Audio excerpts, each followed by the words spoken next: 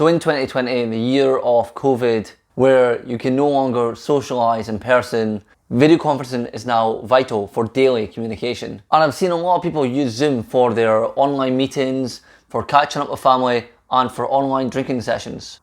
Reasons people use Zoom are for the simplicity, for it being cost effective, and how reliable it is. So today I'm going to talk you through on setting up a meeting and joining a meeting so you have the basics for a Zoom call. So the first thing you do is you go to zoom.us, and there we want to sign up. So we hit the sign up link.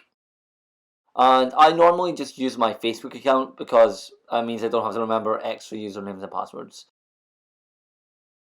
We've signed up, we've got our account. The next thing we want to do is host a meeting. So we click that and then we say with video. At this point it actually asks you to install Zoom. So you follow the steps and install it. And then the window will pop up with your video. So now that the meeting started, you want to share the link and tell your co-workers. So you can do that with the share options that will send an email to whoever you want to share it with.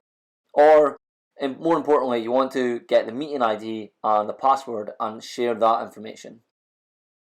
So the information is available at the top left, as you can see. So it's got the meeting ID and the password, and you'll share that piece of information via email like so.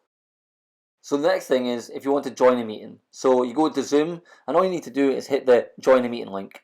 And again, you put in your personal ID, hit join, and then of course it will ask you to open Zoom or install Zoom, and then you want to put the password in. And there you go, and that's you joined the meeting. So now just click join with video, and then join with audio, and then that's it.